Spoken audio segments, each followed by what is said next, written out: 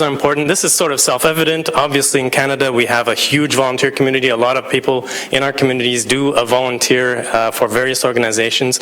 One of the things that is very interesting is that 27% of all volunteering is for social services and education. So we're all familiar with volunteers that are hockey coaches and so on and other things, but over a quarter of our volunteers are specifically for social services in our communities. As Hamilton Children's Aid Society alone in 2013 had over almost 200 volunteers volunteering 51,000 hours supporting children and youth, and a significant amount of that volunteering is targeted at at-risk youth in our community. Why are vulnerable sector checks used? Well, the insurance companies and lawyers are involved, of course. There's a risk management legal protection issue, but also this is an important process to identify applicants that have a prior history of crimes against vulnerable persons, and it also prevents applicants with a prior history from seeking volunteering in the first place. This is one of the important side effects of the entire police check process, is that people who are looking to possibly be in a position where they can gain trust over vulnerable people aren't even applying in the first place because they know that the police check will identify them as somebody who is to be excluded, and so those people are prevented from getting into those positions. In effect, the vulnerable sector police checks are the single most effective tool to prevent known past offenders and predators from gaining access to positions of trust with vulnerable persons. Obviously, it's one step in a large risk management issue. There's interviews and other things that are involved, but it is the single most effective tool. One question that comes up is, are they a core function of the Hamilton Police Service?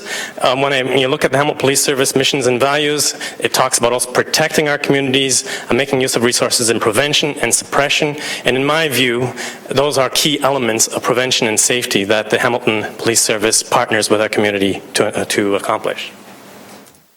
Vulnerable police check fees, which is the main point of what I'm talking about. This chart, which is on the handout that I gave, is a summary that I put together of all communities in Ontario over 250,000 population and their police check policies, all neighboring communities over 90,000 population, and some examples from across Canada, indicating whether the community checks are available online. Most of them are not, though this is a growing area. How much it costs to do a vulnerable sector police check online if available, and whether there's a surcharge for fingerprinting. As a summary, fingerprinting is required by the RCMP whenever a volunteer has the same date of birth and gender as somebody who is in their database of pardoned or other offenders that might not be revealed by a standard police check. About 15% of all volunteers, give or take, will require fingerprinting as part of the process. I happen to be one of these lucky people. Just to show this chart in another way, this is the same chart sorted by the cost of the police checks. Hamilton is the most expensive community of all that I reviewed, and as I mentioned, every community over 250,000 in Ontario, every neighboring community over 90,000 was included. For people who do an online check and require fingerprints, the cost is $60. That's up to 4 times more than communities such as London, Burlington, Brantford. It's 6 times more than Kitchener, Waterloo, and infinitely more than communities such as Peel, Guelph, Montreal, that have a no-charge policy for both the check and the police and the fingerprinting. What's the effect of high vulnerable sector check fees? Some volunteers won't even pay it as a matter of principle. These are people who are willing to volunteer their time, in some cases hundreds of hours of their time, and then they're asked to pay $50 for the privilege of doing so. To some people that sticks in their throat. But also, more importantly, the fees can be a significant charge for student volunteers, can be significant for seniors, and become even more significant when a volunteer volunteers for multiple organizations. The RCMP's recommendation is that a separate police check be done for each organization somebody volunteers for. I myself have had up to 4 checks required in a single year. With my fingerprint requirement, that means a minimum of $200 if I were to do a separate check for each organization. I do cheat a little bit on that, and I do use the same check for multiple organizations, and that is allowed, but as I say, the RCMP don't necessarily recommend that process. The fees can also be significant for organizations that pay for volunteer checks. About half the organizations I volunteer for do pay their volunteers for the check, but the other half do not and require volunteers to do so themselves. For seniors, as I mentioned, and students, this can be very significant.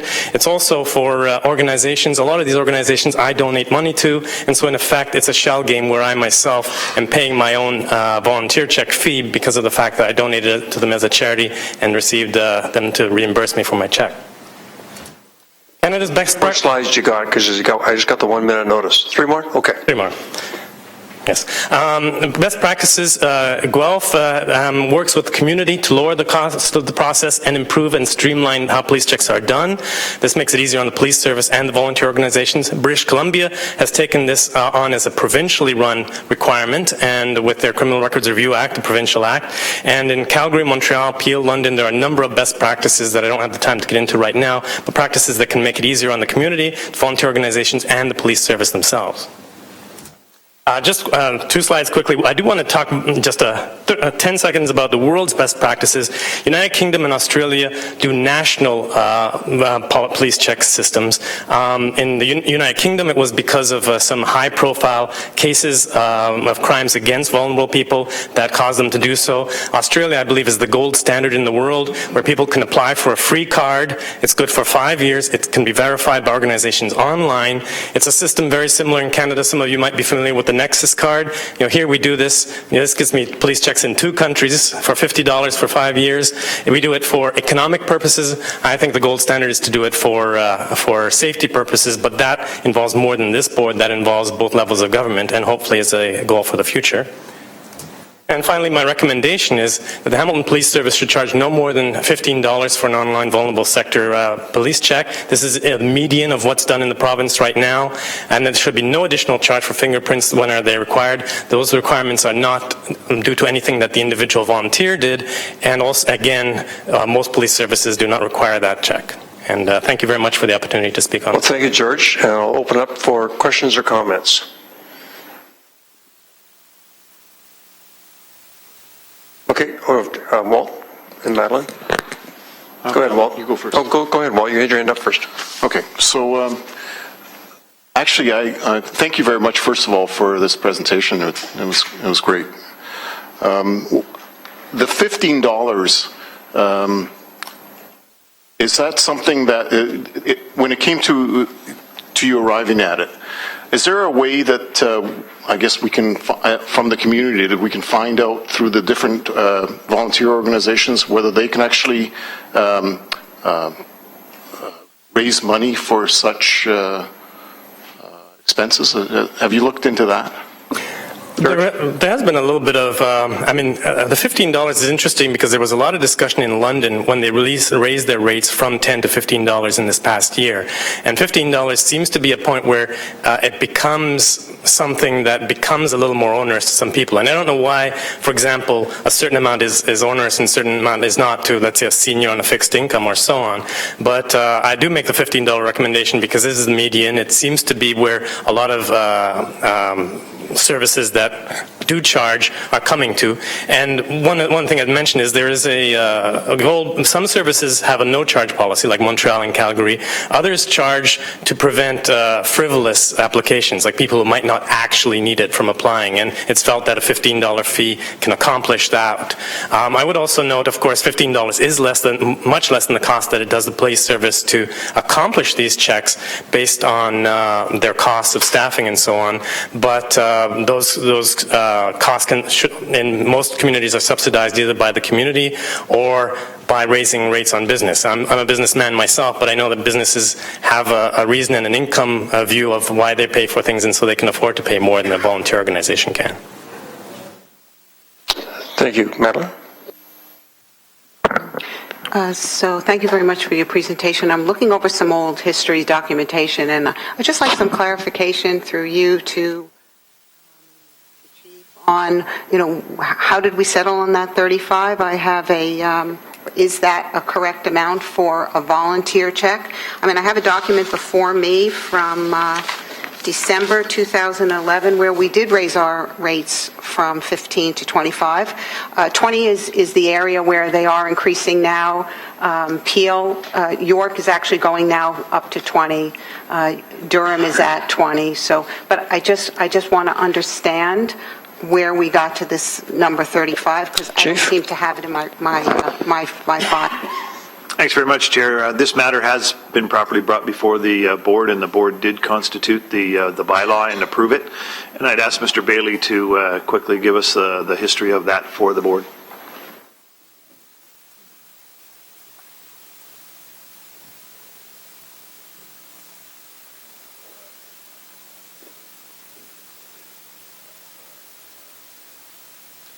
I think it's okay this time. What is it, if it is?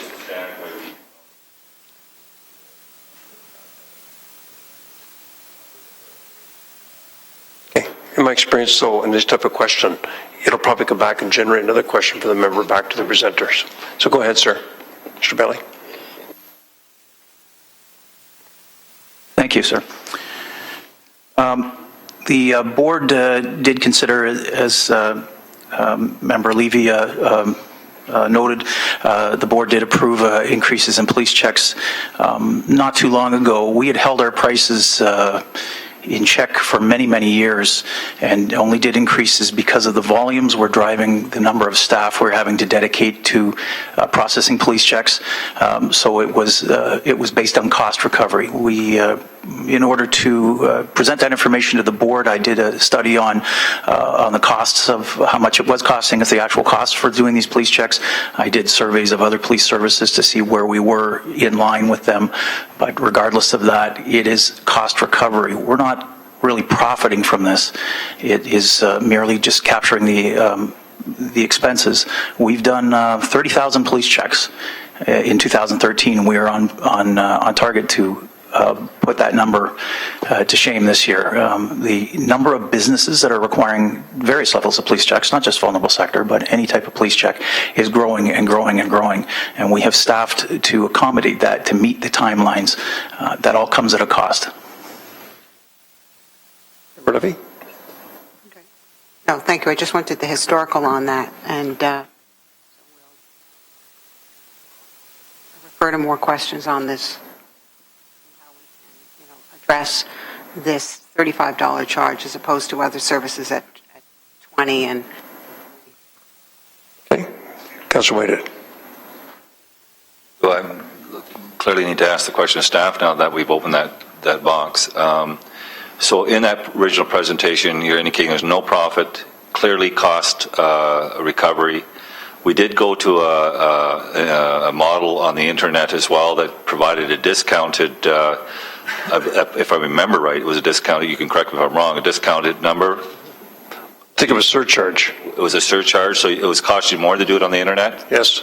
So can you provide the rationale why, if we're trying to take the administrative costs out of the hands of the police services, why there'd be additional surcharge? Just explain that. I know there was a logical reason. I just think we need to reiterate why.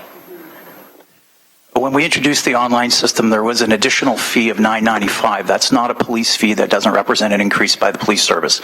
That is charged by TransUnion, who provides the service of doing electronic identification verification. So the price of police checks didn't go up, it didn't go down, it remained exactly the same. The fee, the surcharge, is strictly for the authentication. We still offer front counter service. I know there's people that go online and are discouraged by that $10 fee, which is explained up front, and then elect to come down and come in person. We explain the $10 fee is a reasonable offset to the cost of parking and waiting in the lobby and taking time off work, which many people didn't want to do. And the online system's been very successful. We've had a little over 4,000 people have used it since we launched 1 year ago. It's not as high a number as I would hope. It's not as high a number as some other police services are getting through the system, but we did not increase the fees. It's strictly a user fee from the standpoint of TransUnion and not a police fee that was increased. Appreciate that. The other question is, we always ask for comparators, and you indicated you'd looked at our comparators. We just saw a chart here that indicate that we're the highest of all our comparators. Can you remind me at the time that we approved that expenditure where this would have brought us at that time? At the time, and for the information that I had, our fees indicated that we were about median, and we were only comparing within Ontario, and not across Canada, as Mr. Gates's information has.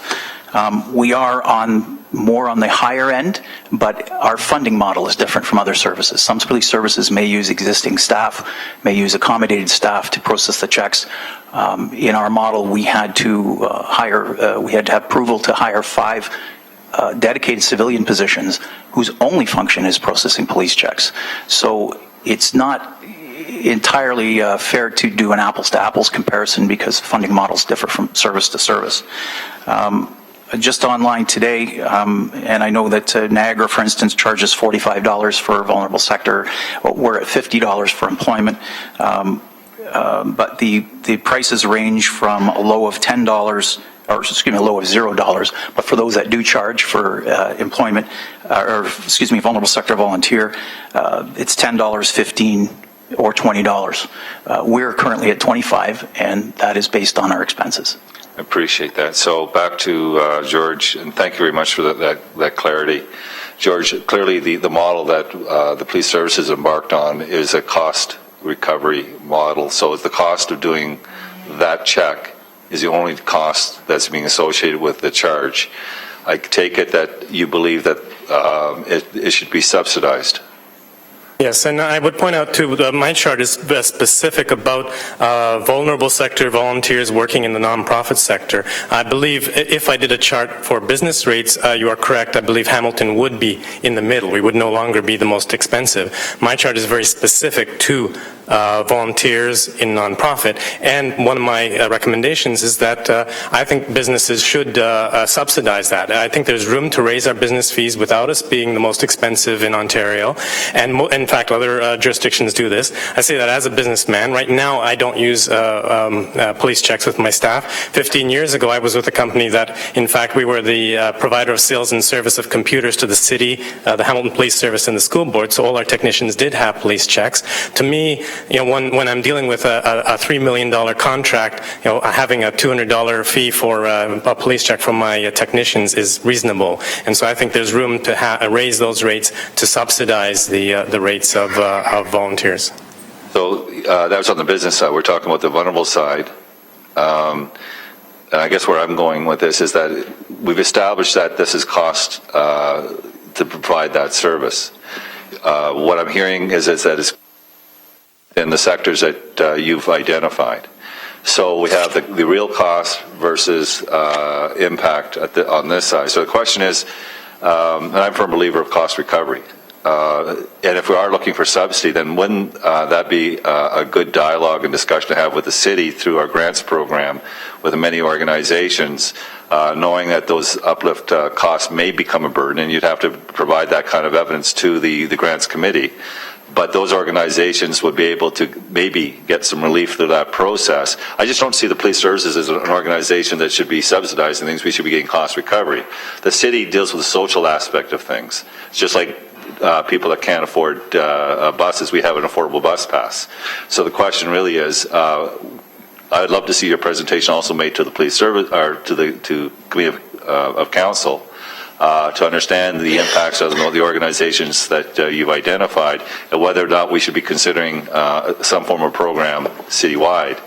I just don't see the police services as that unit that deals with those kinds of subsidies. So I just wanted to provide that. Thank you. Okay, well, could you just take a chair for 1 second, then I'll come back to second-time speakers, or did you want to speak, Mayor? No, I do. Okay, if you just take a chair just for 1 second. Mr. Bailey, can you tell me what percentage of the applications we get, because there's a big number you put over total, how many are vulnerable sector applications, how many are business?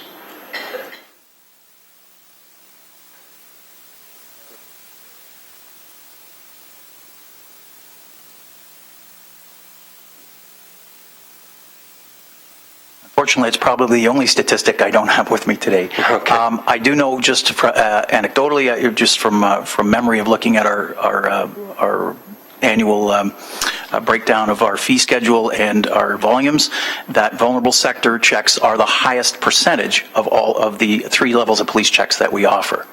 But that includes both business vulnerable sector and volunteer vulnerable sector, which are different. Correct. And actually, vulnerable sector employment actually outstrips vulnerable sector volunteer. We are, just to an earlier point, the actual cost of providing a police check, if you add in the staff time, the resources, and make the calculations, the actual cost of a police check for vulnerable sector, for instance, would fall somewhere in the area of about $30 to $33. The fees that we charge for vulnerable sector for employment are much higher, and they are subsidizing the rate for the volunteers who are half that price, or at $25. So there is already a subsidy schedule in place, the people for employment are paying much more. Okay, and I think, I have a Nexus card that George talked about, and it's good for 5 years, and that gives me clearance to go into the United States, where there's a lot of security issues also. Is that something that we could consider, is getting a 5-year approval for vulnerable sector voluntary sector clearances? Is a 5-year certificate so they wouldn't have to keep coming back on a regular basis to get it refreshed? The problem with a police check is it's only good the day it's issued. So today you can be clear, and tomorrow we arrest you or charge you with But an isn't offense. Nexus the same? I'm familiar with the Nexus, but I'm not sure how they administer the program.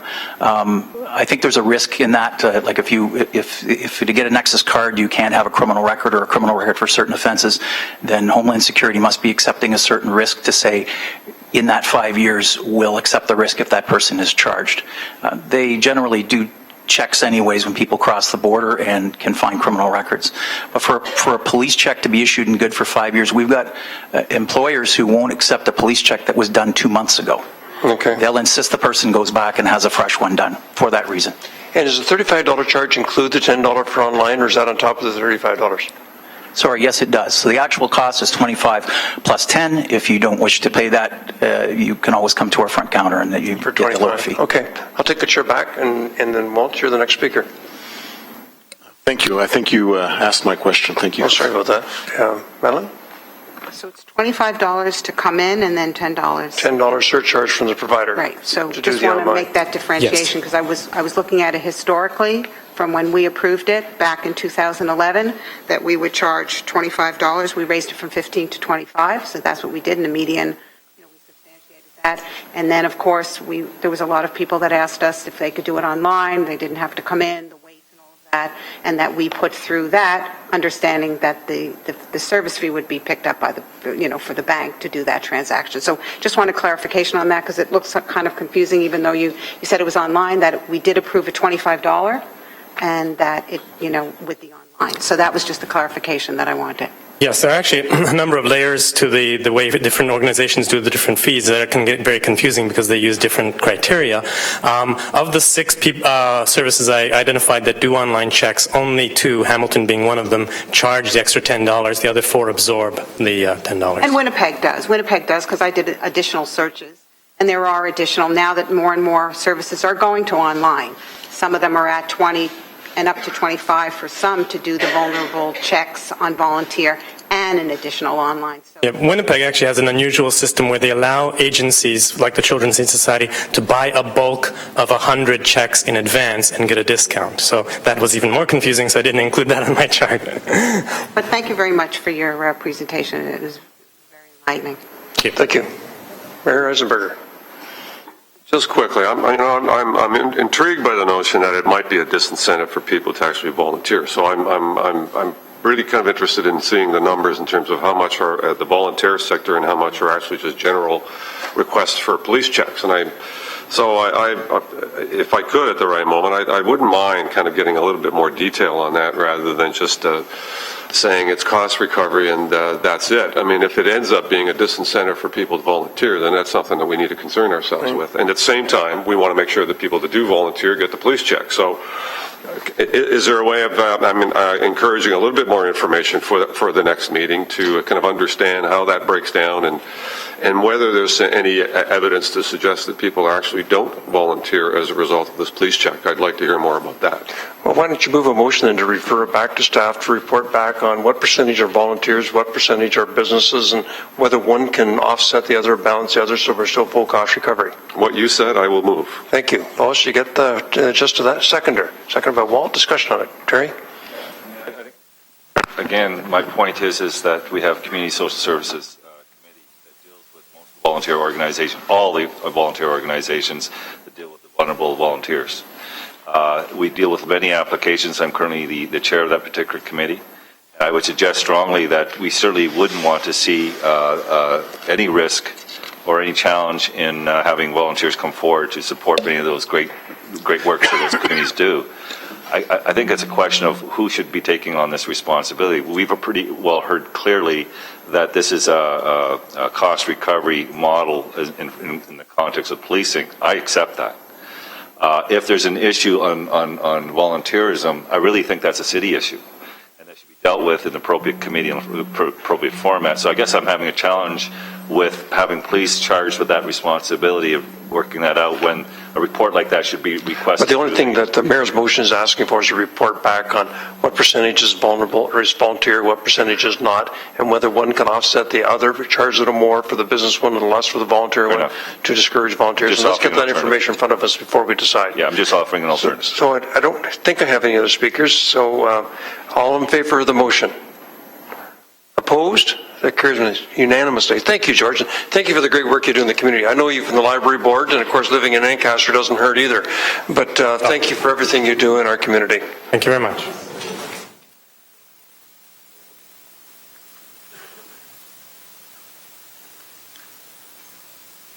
Next presentation, I'd like to call on Chief Caire to the podium to present the 2015 Hamilton Police Services operating budget.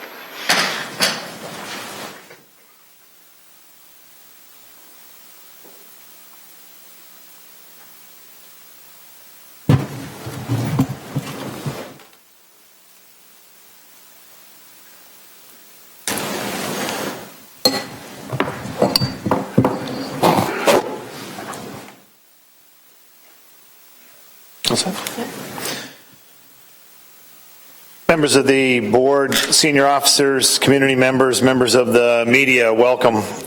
Today I'm very proud to present the 2015 operating budget request of the Hamilton Police Service, which is the lowest percentage budget request of the last 16 years. And our budget is built based on the board-approved, community-driven 2013 to 2015 business plan.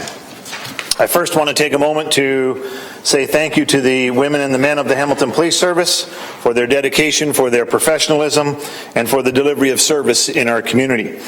Public safety is our product, and our civilian and sworn members dedicate their professional lives to the safety of our citizens. And I want to thank our community partners and our citizens for all of their support. Today we will review our performance that we have achieved here in Hamilton against the backdrop of the context in which we police with the community. We will review our foundations of success, and finally we will review the detail of the budget request. Section 31 of the Police Services Act mandates the board to provide adequate and effective police services in the municipality, and the board shall submit its operating budget to the municipal council. The budget is established to allow the service to achieve the 5 principles listed here in Section 4 of the Police Services Act. The municipality is responsible to provide the proper infrastructure to support policing. Policing is so much more than what we just measure. It's about quality of life, it's about safe communities, it's about diversity outreach, it's about cultural competence and response to victims of crime. As this board directed in 2009, it's about addressing crime, but more importantly, about also addressing the fear and perception of crime. So we will review the many performance indicators that address crime and that perceived fear of crime. So here I draw your attention to the vertical line, the blue line, representing the year 2009. Just observe the rates of decline that occur on the left-hand side of that line, which are from 2004 to 2009. And then the rate of decline in the crime rates that occur from 2009 until 2013. So we want you to look at the increased slope of the line, representing a much more significant decline in the rate of crime. And so now to that graph, let's add the data.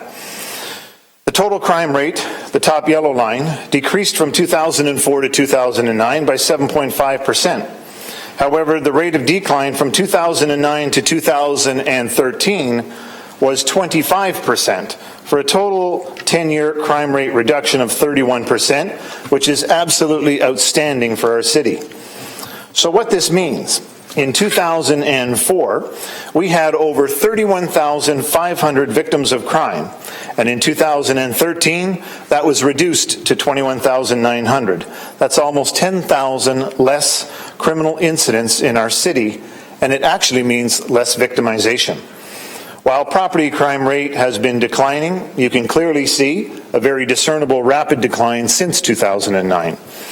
The violent crime rate, which is shown here in red, from 2004 to 2009, actually increases by 4.5%, or 6,400 victims.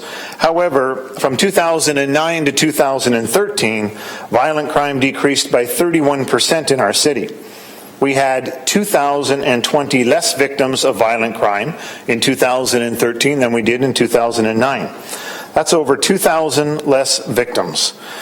That is what we are actually supposed to be producing in policing, less victimization and increased public safety, and that, members of the board, is exactly what the service has been able to achieve in our community. While some would argue decreases in crime are a part of the general overall aging population, and yes, I agree with that in part, as clearly displayed here in the chart, there is a very significant occurrence that changes, and it commences in 2009. So I would ask, what is it that changed? We enhanced our already well-entrenched community-based policing model with a focus on our people, policy, training, supervision, discipline, and accountability measures. And we have a driven focus on crime prevention, support for victims, and the relentless pursuit of offenders, all of which are delivered with our community partners and by the excellence of our sworn and civilian members. When we talk about the future of policing advisory and the economics of public safety, the May 2014 report of the House of Commons states, crime prevention and early intervention have social and economic benefits, and they recommend that governments continue to invest in the prevention and early intervention. So let's look deeper into the Violent Crime Severity Index now. The crime severity measures are what is measured in the seriousness of crime. And again, at the blue line, which marks the year 2009, you can clearly see a more rapid decline in total crime and nonviolent crime after 2009 than in the years before. The increase on the left represents the increase in the Violent Crime Severity Index from 2004 to 2007. So once again, let's add the data.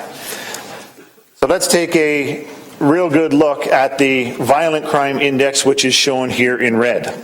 Violent crime increased in the city of Hamilton from 2004 to 2007 by 21%. The city saw an increase in gun, gang, and drug activity, and the service responded with the implementation of the Guns and Weapons Enforcement Unit, and almost immediately we saw positive results. From 2007 to 2009, the violent crime severity had fallen by an impressive 12%. However, the overall reduction in violent crime from the most violent time in 2007 to 2013 is a decrease of 38% overall, and from 2009 to 2013, that rapid decline represents a decrease in violent crime of 29%. So this is sound, researched evidence about crime and police effectiveness in reducing crime, and this demonstrates the value of investing in the police. Also, I want you to remember this chart as we move forward in the presentation. The violent crime increase from 2004 to 2007 is particularly noteworthy when we talk later about traffic enforcement. The Ontario Municipal Board reports the Hamilton crime rate as the 5th highest of the reporting jurisdictions, indicating that we have a lot of challenges in our community and we have a lot more work that is yet to be done. Through our evidence-based best practice programs, with the support of our partners and the community, we are witness to one of the largest crime rate reductions. Hamilton's total crime rate fell from 2011 to 2013 by 895 incidents per 100,000, or 4,475 criminal incidents. The third largest decline, that represents the third largest decline of the 13 OMBI reporting agencies. This crime rate reduction is very significant because the gain is measured against the backdrop of a decreasing ratio of police officers to citizens. The Fraser Report advises that from 2001 to 2013, Hamilton is one of 9 jurisdictions that saw a reduction in police officers per 100,000 people out of the 24 reporting agencies. Even against that backdrop of a diminishing ratio, the board is reminded of the 2007 crime rate for criminal incidents was 6,284 and now has been reduced to 4,409, which equates to 9,375 less victims of crime. So we are producing public safety.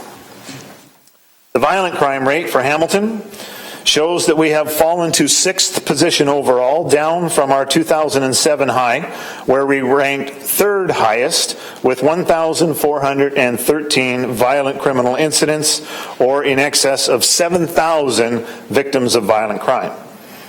Also, Hamilton's had the single largest reduction in violent crime, with a reduction of 370 incidents per 100,000.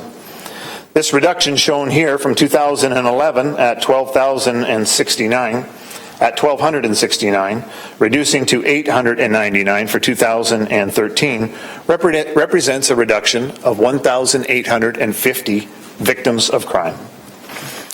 So we are the 5th in total crime severity, and our rate is at 65 for calendar year 2013. In 2007, Hamilton was the 3rd highest in seriousness of crime, with a crime index of 118. We have made very significant reductions from 118 to 65. However, I draw your attention that 65 is still over the median.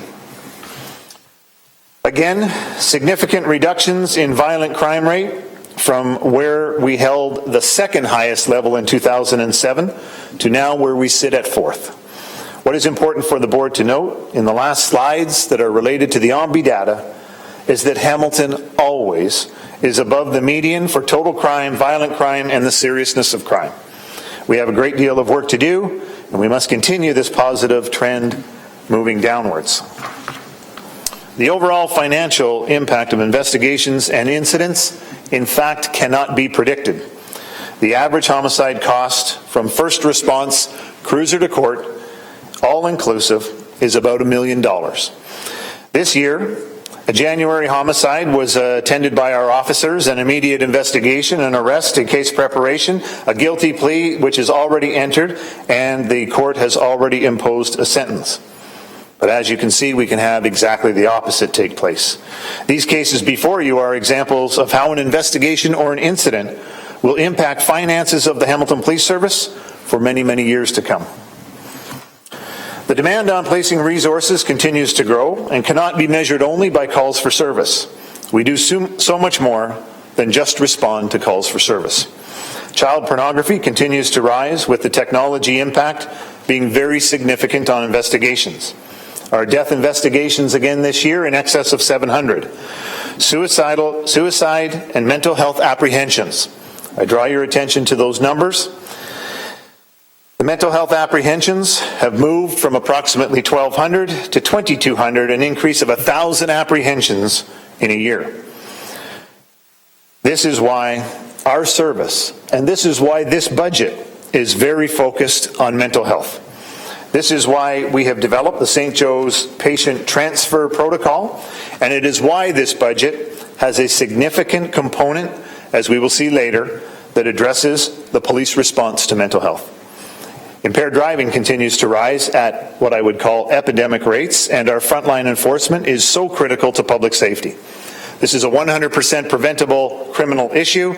Compliance is free, and yet we see the increased dangers of those using our roadways while drinking. And we look at the alarming trend in disputes and disturbances here, which are related to public disorder, and they've almost doubled in 8 years. We continue the education, prevention, and outreach related to domestic violence and sexual assault, and these investigations place a very significant demand on our service. Domestic incidents, they remain relatively stable at about 6,300.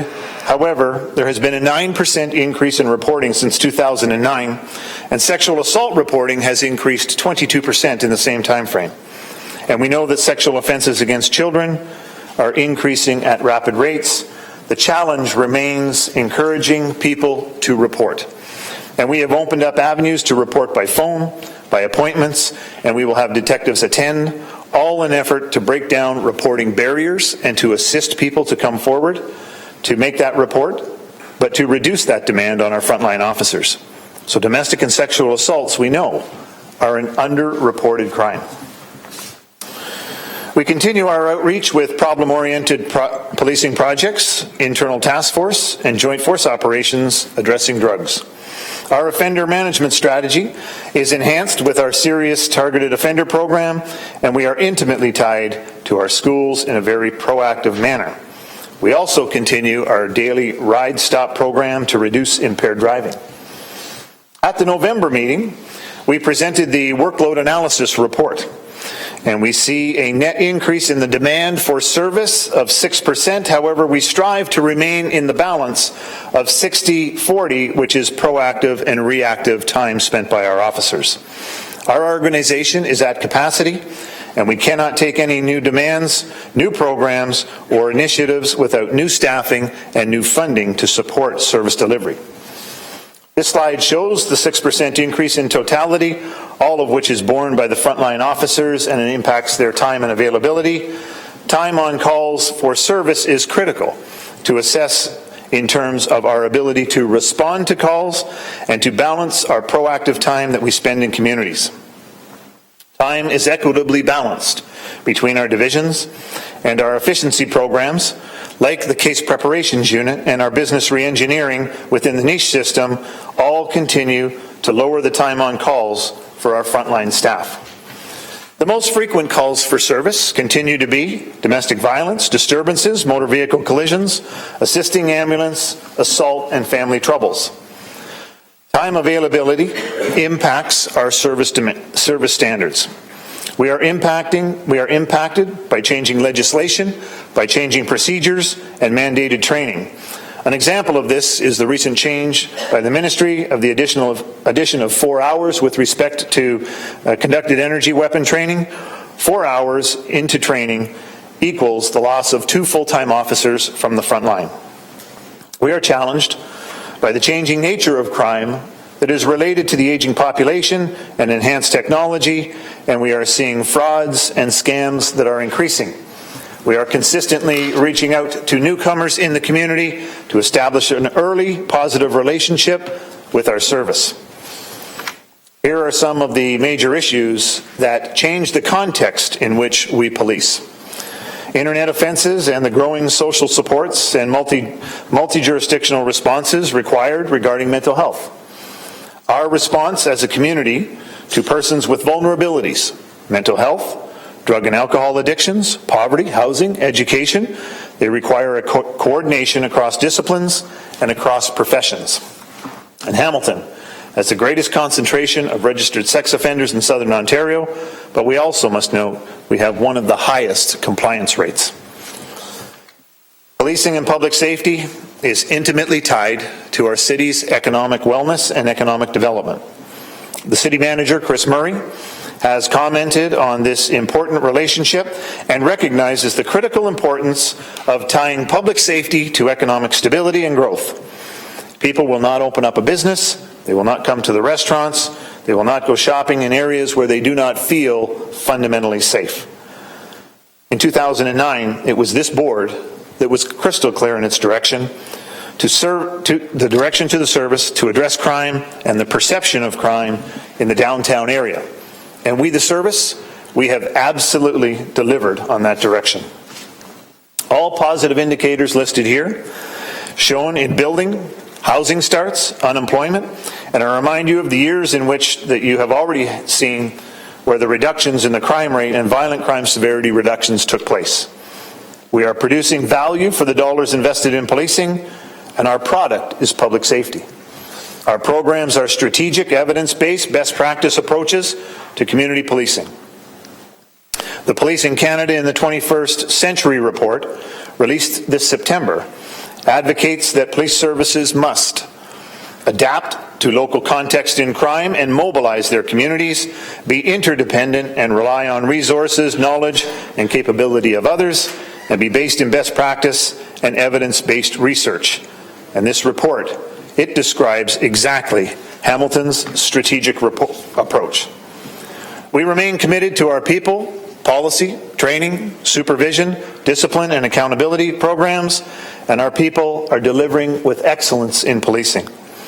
And we will make use of all of our resources in the prevention, detection, and suppression of crime to ensure that offenders and criminals are brought to justice, that these programs listed are all related to the overall business plan that is approved by this board. We could not deliver the dramatic crime reductions that we see without the support of our community and our community partners.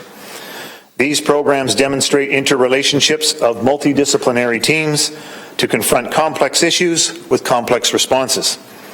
All are important to public safety, and all are producing that public safety. As directed by the board in 2009, we are reducing crime, and we are addressing the perception and fear of crime as well. We have produced efficiency in our service with business restructuring, technology implementation, and new approaches to policing. We have been very adaptive to the changing economics and the context in which we police.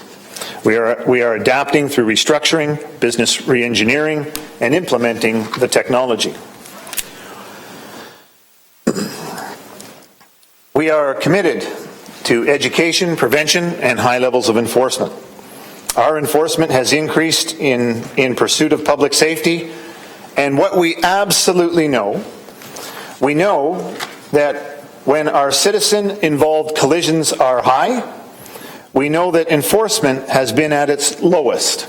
And conversely, we know that when citizen collisions are at their lowest of all-time levels, our enforcement has been at an all-time high. And there is a direct correlation to enforcement and the public safety.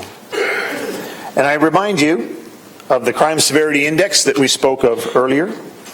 This slide indicates the rise of violent crime between 2004 and 2007. And while we know that there were gun, drug, and gang issues that were taking place on our streets during that time, it is also interesting to note and important to recognize that our traffic enforcement during that period was consistently falling at the same time. Again, high visibility traffic enforcement does have a positive impact on reducing criminal activity.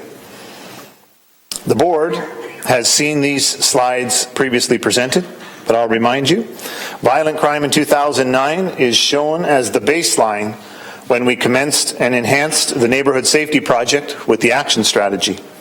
And over a 3-year period, what is shown here, the violent calls for service, the reductions are significant in reducing the frequency of the most serious calls for service. With respect to the issue of assault, again, saw significant reductions, and in particular, the reductions in the Central Core and the Central Mountain. What is very interesting, as we see the changes between 2009 and 2012, is that the reductions is that there are no new emerging areas or crime hotspots that would indicate displacement or dispersion of crime to other areas. This map actually shows crime elimination. Robbery is most significant reductions, which are shown here. And please note the dramatic reductions that take place in the core and in the Central Mountain once again. And again, we don't see any new emerging areas. 6 of the last 7 budgets have been under 4%. Previous to that, 7 of 9 were over 4%, with a high of 7.91 in 2003 and 7.59 in 2001. And that almost 8% increase that came in the budget previously resulted after the last contract arbitration. The 2014 budget was under 3%, and this budget presented today is the lowest budget percentage request of the last 15 years. Historically, the budget, 88% of the budget is salaries and benefits, 12% is operations. Presently, that dynamic has changed to 90% of the service budget is salary and benefits, and the chief and the service do not negotiate salary and benefits. This portion is not in our hands. The portion of the budget directly under the creation, administration, and control of the chief and the service represents 10%, so I draw your attention to the fact that that has been reduced 2% in the last couple of years.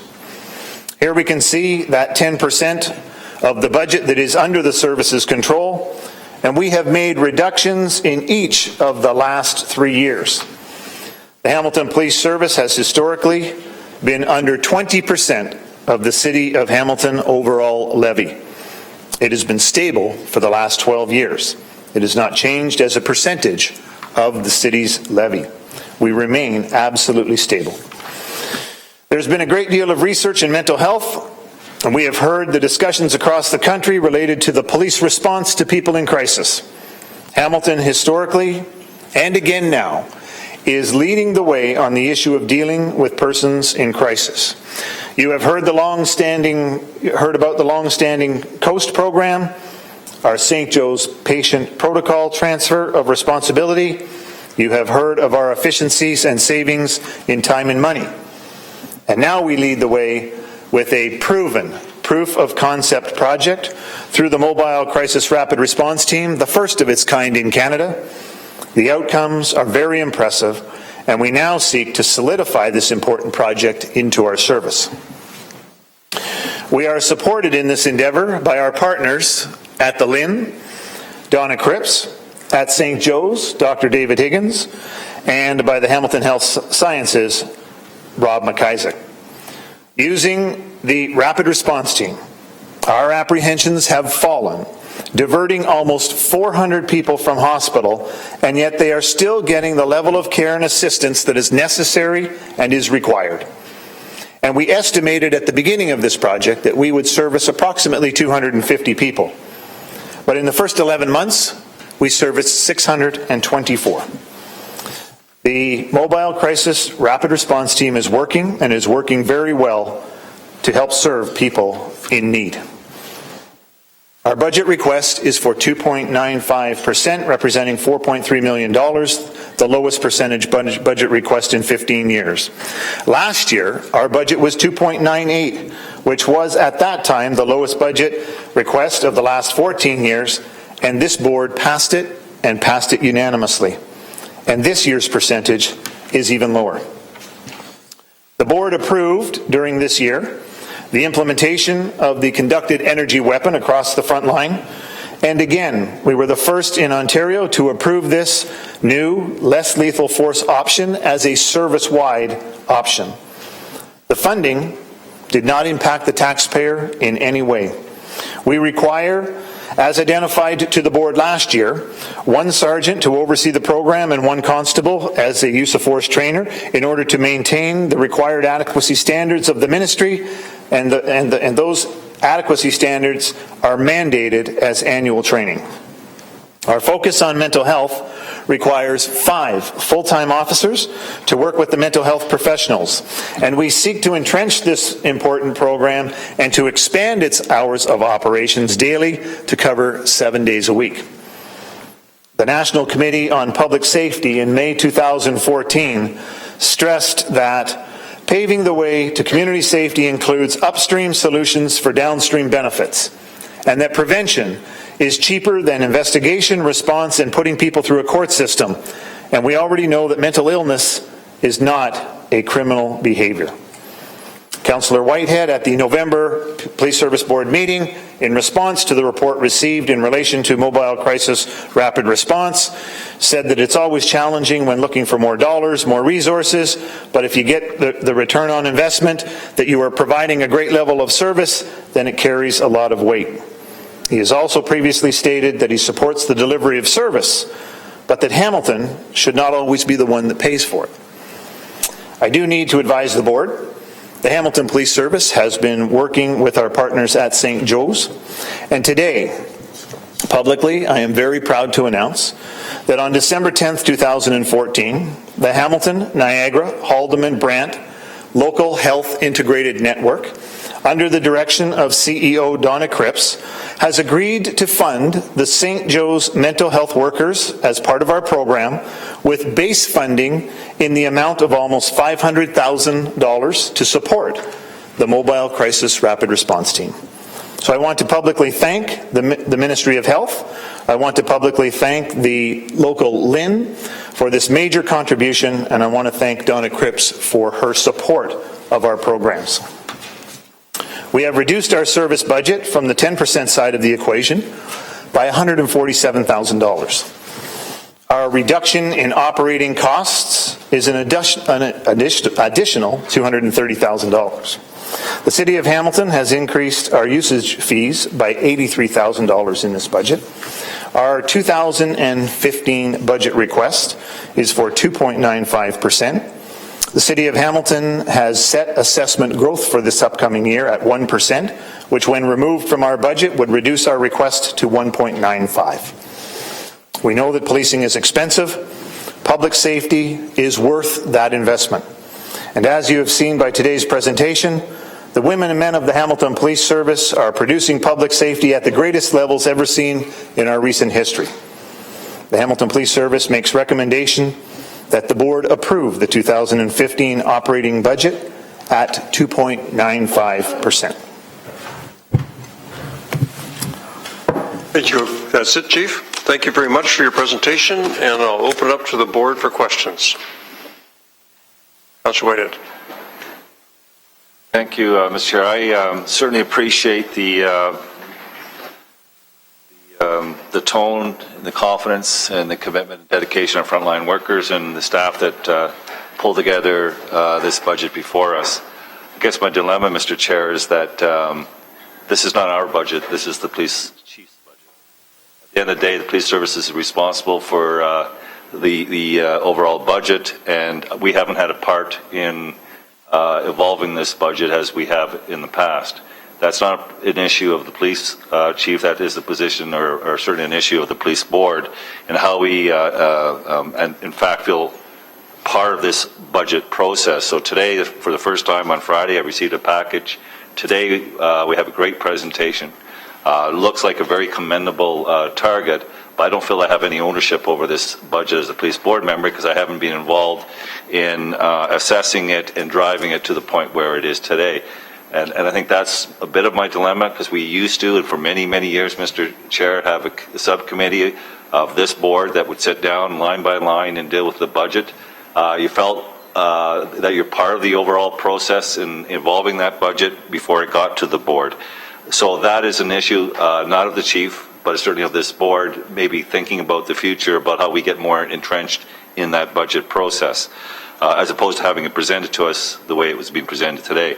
The other issue I have, not an issue, but questions I have, is that when I go through the budget, I notice the contingency for the salaries in 2013 and 2014 were reflected in the budget. This year, for the 2015, we know we haven't settled or have outstanding negotiations that are yet to take place. We set contingency.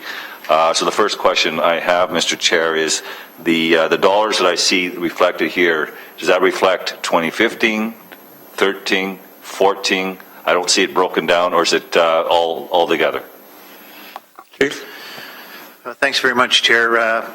Through you, first of all, to address the budget process, the councillor is correct. There was formerly a budget subcommittee put together to review the budget and advance it on behalf of the subcommittee to the board.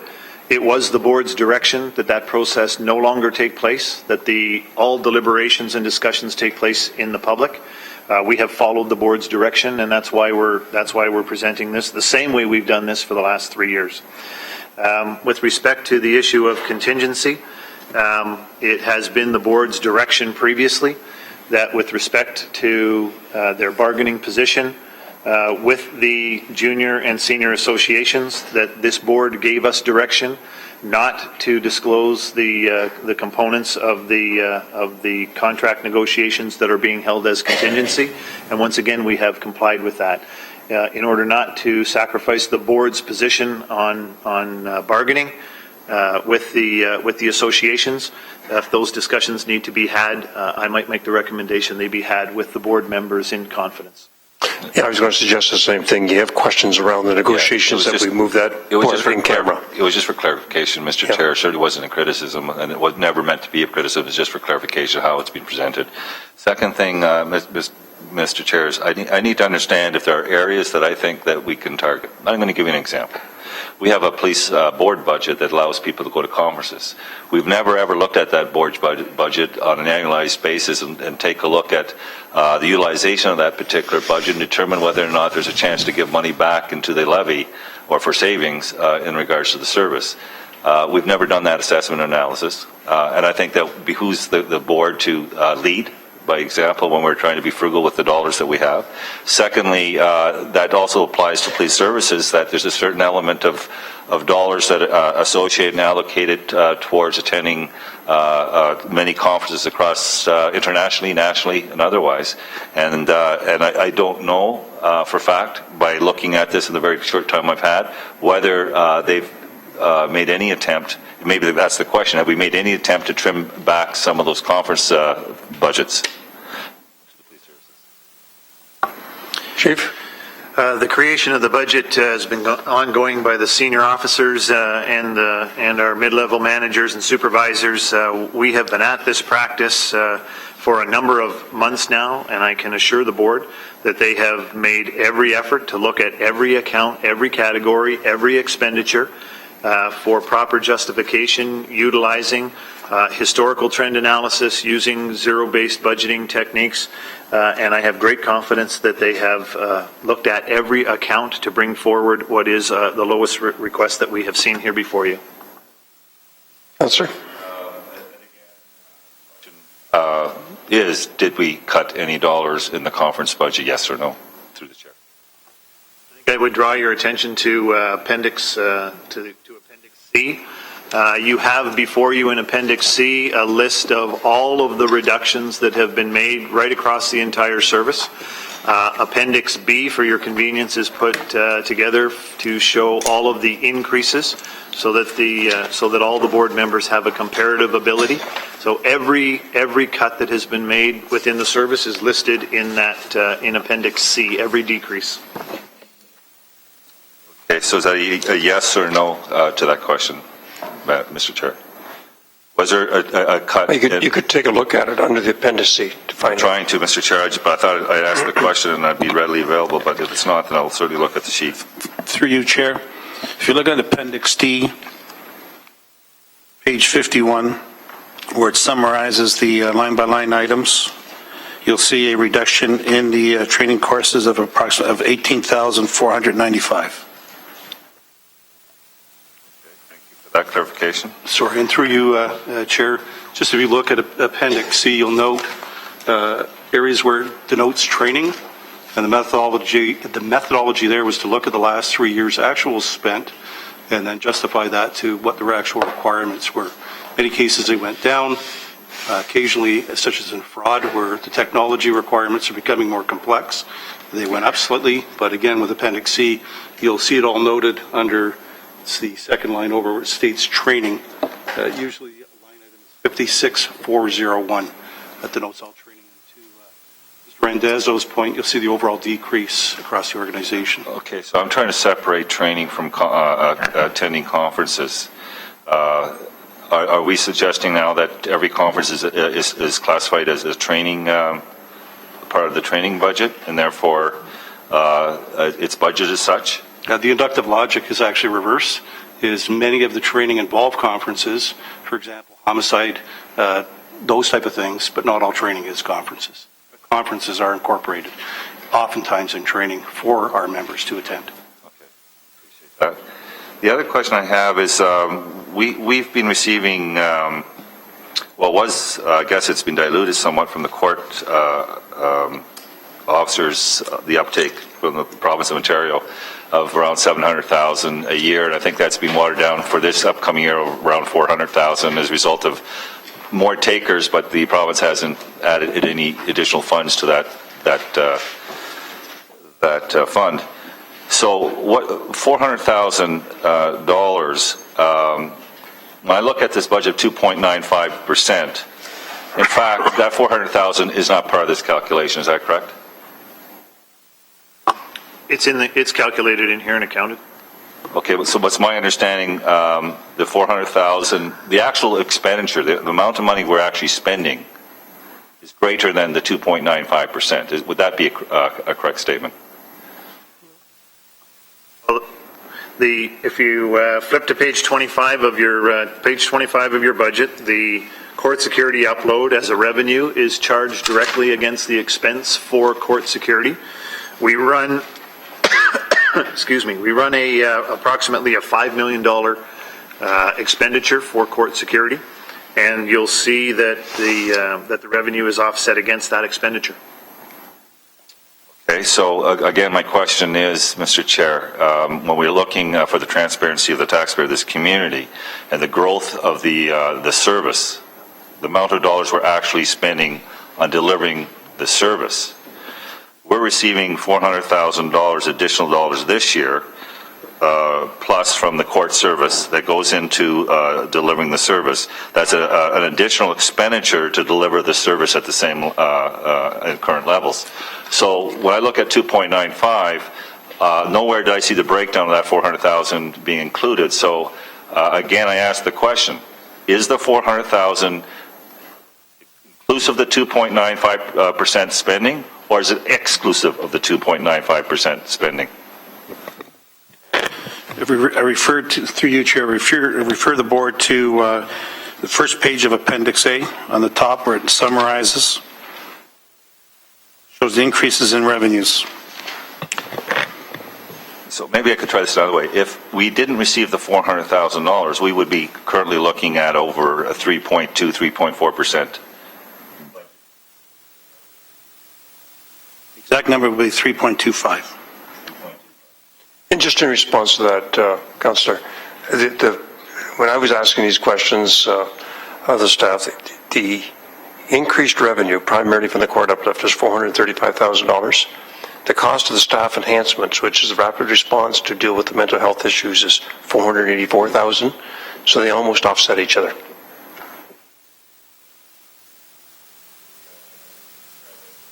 Just for transparency, I'm just getting absolute clarity on what this budget represents, because obviously not just people around this table, but people watching online, we need to understand that the actual expenditure for this budget for this year is at the 3.25% level. That's what we just heard from John. However, if we didn't have the $484,000 of staff enhancements in there to respond to the mental health issue, which I know is an important issue for you, we would have saved $484,000, which would have put us to the 2.5% range. So you can argue that both ways, Councillor. Yeah, I don't think I'm disputing the need, Mr. Chair. Yeah. I think what I'm disputing is that when we talk to the general public about the actual expenditure going into 2015, it's actually at a 3.25% rate, not a 2.96 or 95% rate. And that concerns me for context of transparency. We are spending 3.25 more than we would have otherwise. Well, I'm not sure that's a fair analysis, because we may not have done the enhancements if we didn't have that uplift. The two go hand in hand, and so you can't talk them separately from each other. I think that with this board always had and believe me, I hear where you're coming from, Councillor, but we always had a desire to try to deal with the mental health issue. You heard the chief say there's 400 less people being admitted to hospital now with 2 officers doing the rapid response. This will take it to 7. And so we'll certainly hold everybody's feet to the fire to see improvements in those hospital admissions and an improvement in the mental health services, but we're able to fund that due to the court uplift. That's how we're able to handle that. Chair, and I agree with you. I'm not disputing that, and I'm not even arguing the point. My point is that the budget is 3.25%, not 2.96%, when you take in consideration of the uplift from the court cost of over $400,000. It's simple math. It's simple accounting. I just want to make sure that we understand that we're spending more, even with the fact that we've made these requests, which are bona fide and legitimate. I'm not questioning the request at all. I just want to make sure that we understand what the number is. No, I'm not sure it's an accurate reflection, though, because if we didn't have the enhancement for mental health, our increase would actually be in the order, I think, of 2.6%. It's a 0.33% reduction from the 2.95. So you can't talk about them in isolation of each other. They're one and two. And so the right number for the budget enhancement, including the enhancements and the court uplift, is 2.95%. And correct me if I'm wrong, anybody on the senior command here, if I'm not accurate in that. You're absolutely correct. So I think I asked the question, we didn't have the $400,000, it would be a 3.25% increase, is that correct? If we did not have those $430,000, it would be 3.25 based on the requested enhancement for the crisis rapid response team. Thank you. So, and again, it's about what we're actually paying. Madam Chair, the other question I have is, there's some things that I've been looking at in the budget relative to car allowances, also looking at, what's it called, the tax write-off for the province and how it's applied to potentially OMARs. There's a number of areas, Madam Chair, that I think we can fine-tune this budget and even deliver a more efficient budget relative to those kind of administrative type of issues.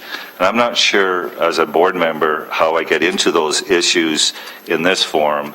And that's why the subcommittee is helpful. There are areas I think there's still possibilities of trimming, not huge amounts, but some. It's in the hands of the board right now. There's only a 7-member board, so I think that's part of the reason also we didn't go to a budget subcommittee, because we're not a large governance. However, there's 3 choices today. One is approve, one is to refer back for more information, or one is to table for a month to do more analysis. Those are our 3 options that are available to us tonight. Okay, well, I just want to make sure that, as I indicated to you, Mr. Chair, that I think there are a number of areas that we can have discussions on. It may not bear fruit, it may, but I certainly at this point think that there's opportunity that we should probably consider sitting on this budget and asking those questions and then coming back, making final decisions. I'll be looking for direction to the board on those 3 issues by the end of the meeting, or in this discussion. So I have the mayor, and then I have Stan. So Fred? Thank you, Mr. Chair, and I'm actually quite encouraged by the budget from the sense that we're dealing with mental health issues, which I think is critically important in this community. And I'm seeing that a better response, a more wholesome response, a more full-time response, I think is a positive thing. Could I ask, just in kind of more specific detail, what your expectation is in terms of what kind of benefit we're going to generate out of the resulting 5 additional kind of members on the Mobile Crisis Rapid Response Team? Chair, through you, the program is a proof of concept, and we have been able to only offer it as limited hours. We have done the analysis over a period of years that led to the beginning, the start of the St. Joe's protocol with respect to transference of responsibility. And what we found in that research that was presented to the board is that there is no specific pattern that we can discern about mental health calls and mental health issues and when they present. There is no pattern as to day of week, time of day that really focuses a deployment effort. What we have seen in the rapid response team is the limited hours that we were able to put people on the street was in fact a hindrance, and not making those officers and the mental health professionals available to the whole city. We know that there's about 80% of the work is done in the lower city, but we need to have the ability to have that resource to address mental health issues right across the community, on the mountain, in the rural areas, and in the urban settings. So we want to enlarge the program and cover more hours of the day and have the 2 vehicles out there as opposed to 1. With the 1 vehicle, the limitation is obviously they get tied up. Any other call for service that deals with mental health, there is not the opportunity to deploy that team. We are expecting with St. Joe's to see, again, a reduction in the number of people that are actually apprehended and taken to St. Joe's. We're hopeful of that. That is one of our premise. And the other piece that we need to keep in mind is that listening to the discussion across the nation, but following the reports. The Akabuchi report has been issued. The Temple report has been issued from the University of Regina. The Toronto Triple Inquest report is out. The UK report is out. all of the research is going in the direction of having a mental health professional working with a police officer as a first response option in an effort to bolster the opportunity for frontline officers to have a successful resolution to the crisis that's taking place. Yeah, which is so critical. Thank you, Chief, for that. And that's so critically important as mental health issues are becoming understood to be not a crime, but a condition that needs to be dealt with. I think we can avoid a lot of tragedy if we can respond a lot more quickly, a lot more fulsomely, and hours of the day doesn't seem to be the issue. I think it happens throughout the day, 24 hours a day, and if we only have 7 people on board or 2 people on board during daytime hours, that certainly limits our ability to respond. So I'm heartened by the direction that I see here. I think it's a very positive, progressive step. Let me also ask about the increase for the additional officers for the conductive, yes, thank you, or taser as they are otherwise known. So my understanding is that this board approved the use of tasers by the force,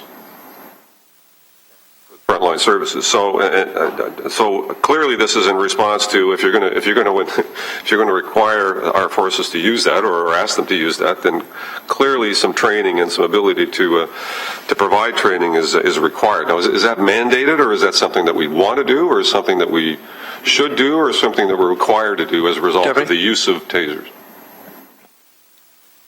Mr. Chair, yes, this was a provincially mandated training that comes out, and the board received a report last year that was done by Superintendent Clark that identified the needs for the service and the equipment that would be required and the staffing that would be required with the moving it forward to equip the service with the tasers. Okay, so this is not something optional now. Now that the board has approved tasers, we are required.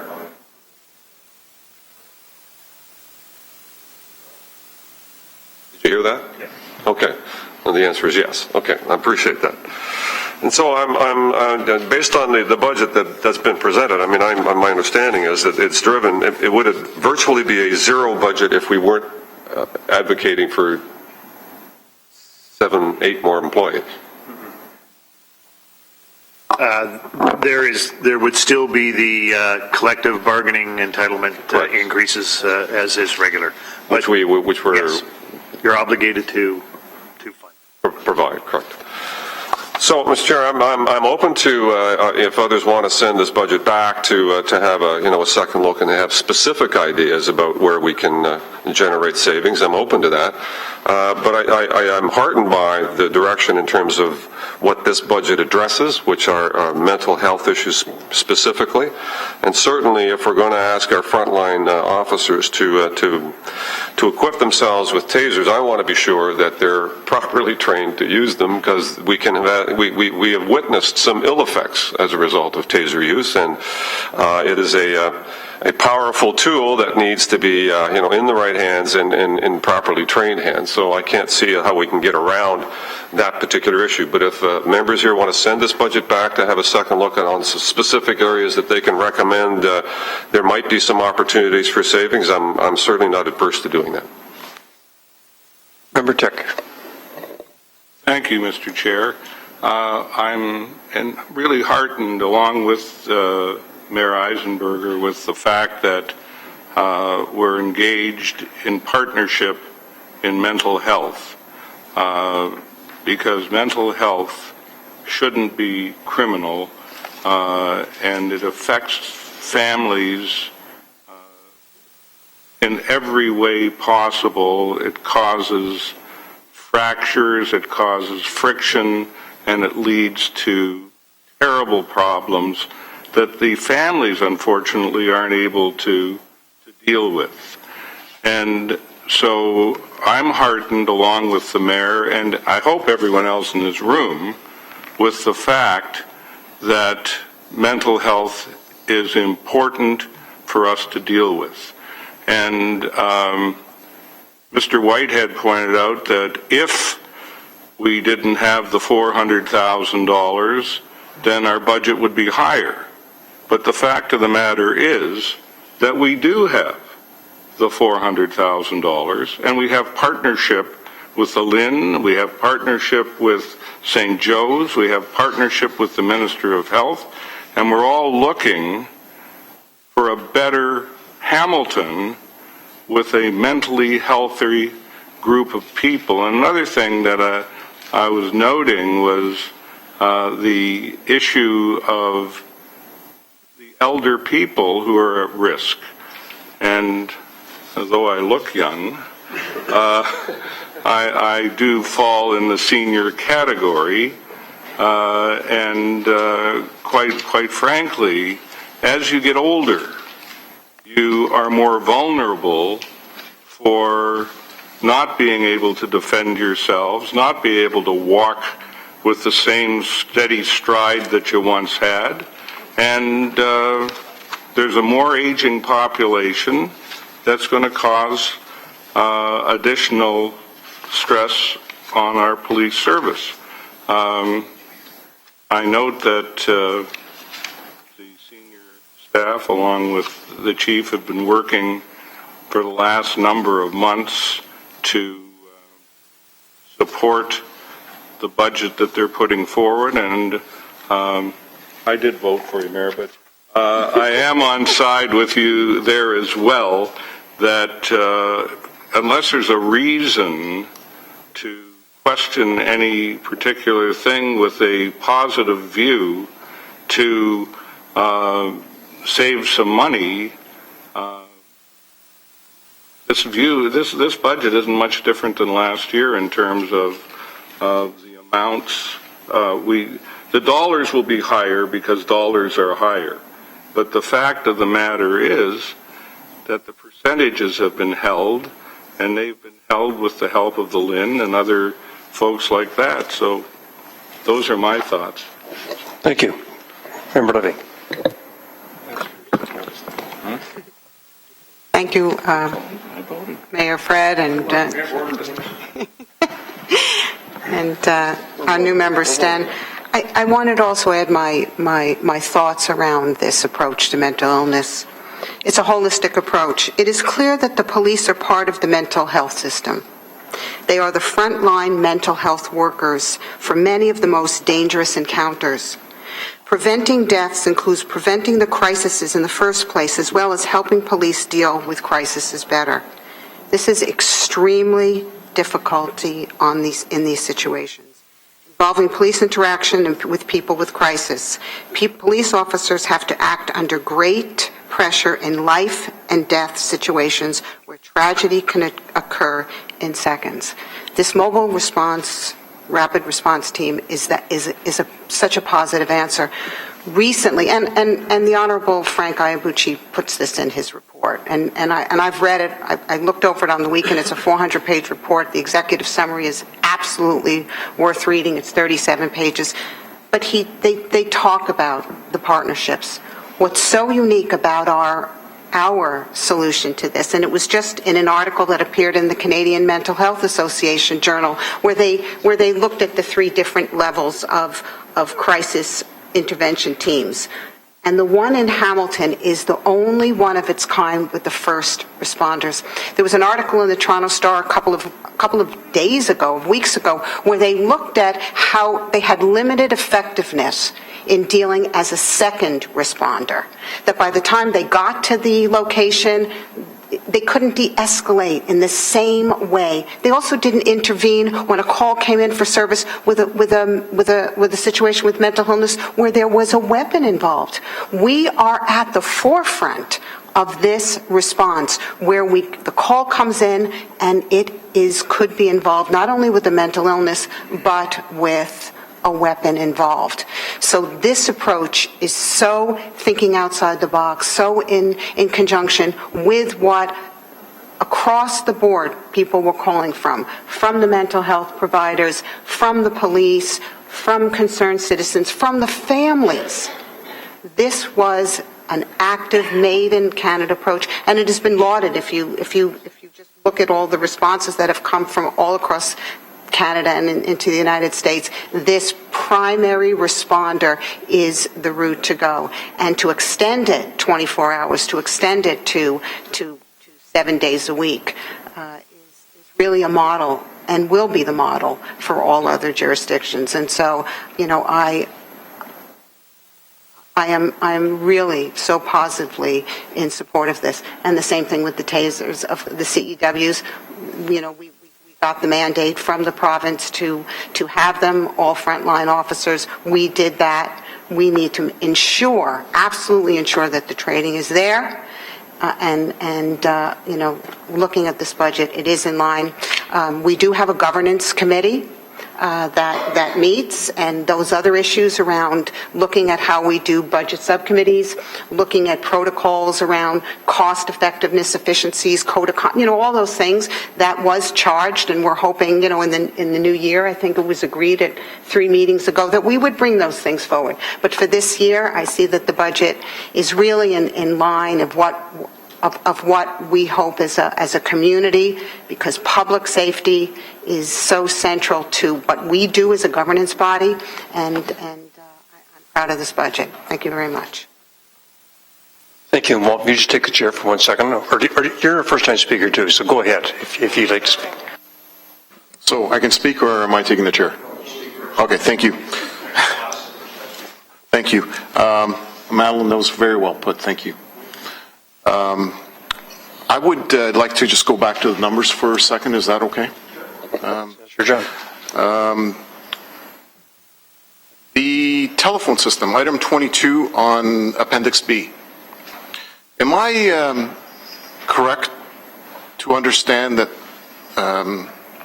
that when the rest of the city went to voice over IP, the police services decided to stay with Centrix?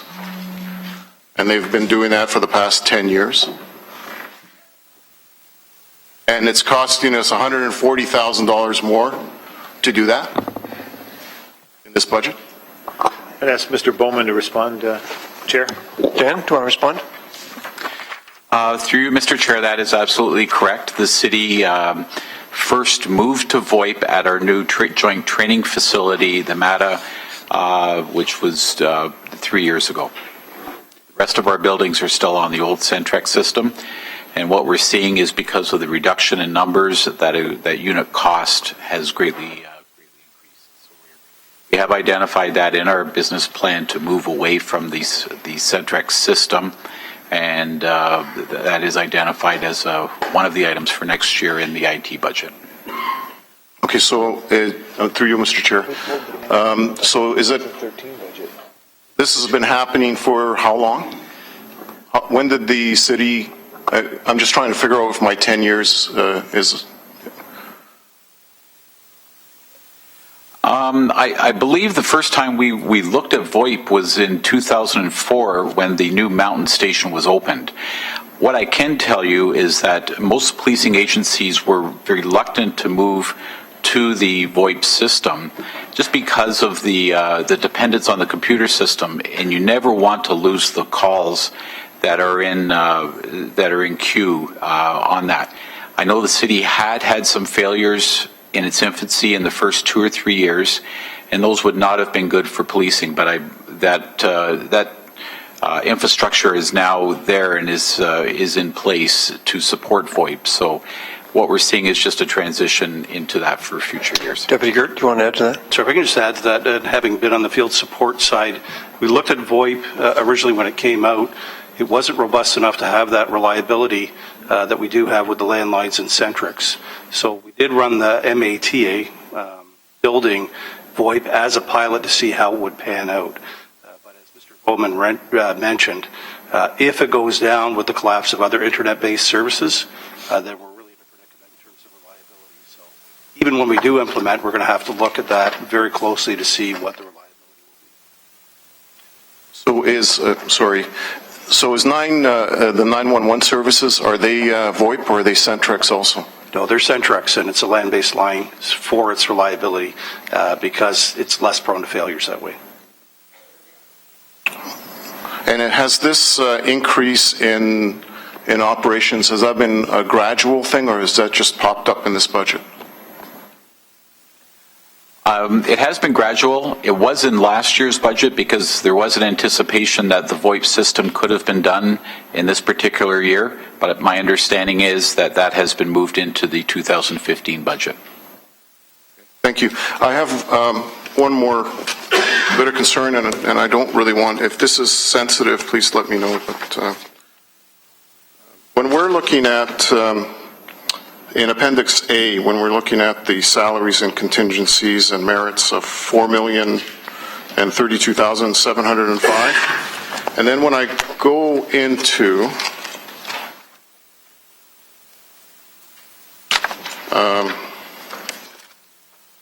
the expenditures, page 51.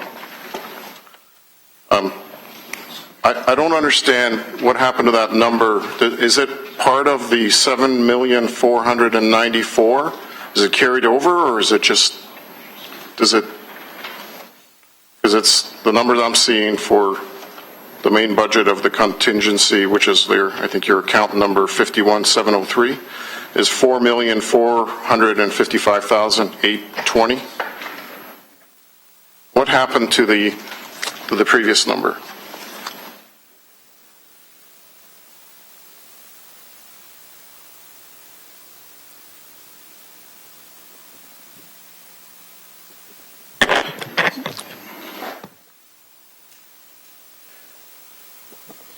If I direct you to the report you looked at for Appendix A, the total employee-related cost of $4.85 million, and then refer back to to that same page on the right-hand side under the same category, you'll see that they match.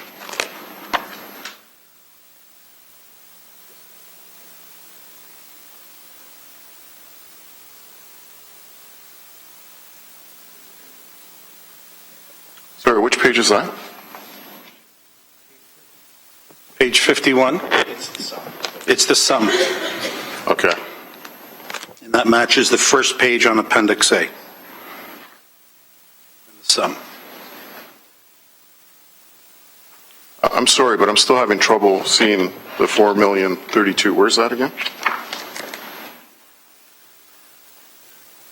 Is there...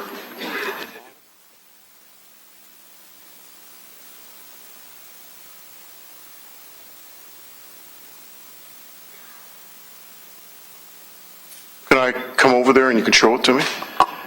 That issue will raise the discussion on contingency in the board's bargaining position. Okay. Yeah, I think you may want to ask that question once you go in camera, just because it's a sensitive. Well, that's why I thought of. Thank you. And then one more question. When it comes to the forensic building, I don't see. I think, let's say, for example, I'm just talking about $15 million. Obviously there's a contribution from the federal level, the provincial level, and the municipal level. No, there isn't. That's not accurate. No. The municipality is responsible for, in law, for all of the expenditures, providing the infrastructure for the service.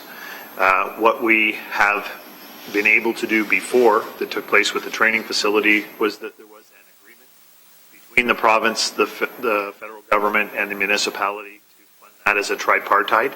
There is no such agreement that is in place currently regarding the forensic facility.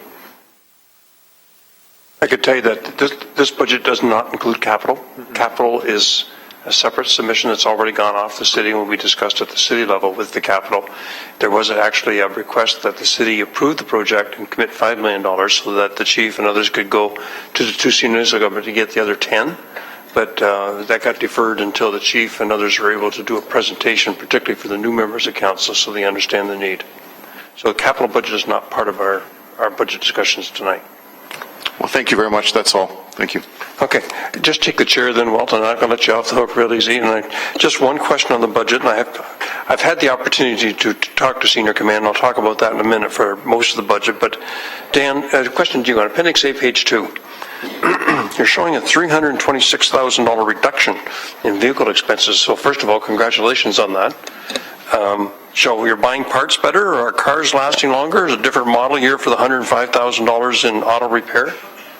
There's two major components. One was a reduction in the fuel costs, and the second... Fuel cost 200, and just first I'll come to that. But the $105,000 in repairs, auto equipment, is that because you're buying cars that don't cost as much to repair? Or? No, that's not the case. We've had an increased focus on doing more of the repairs in-house as part of our strategy to maintain that expertise. So we've reduced a substantial amount of the outsourcing that has occurred, which gave us better control over a number of the repairs. The second component in terms of the reduction also was a result of some significant repairs to the marine vessel in the previous years. So that has resulted in a more dependable unit. Okay, and on the $206,000 reduction in fuel, there's no question when we fill up our own cars, you see a big reduction in what we're paying for fuel. Have you already got a number from the city that you've plugged in as a result of this? Or is this a number that they created for you before we saw the big reduction in oil prices? Through you, Mr. Chair, what we're seeing there is the numbers provided to us by the City of Hamilton. We use the same purchasing agreement on fuel.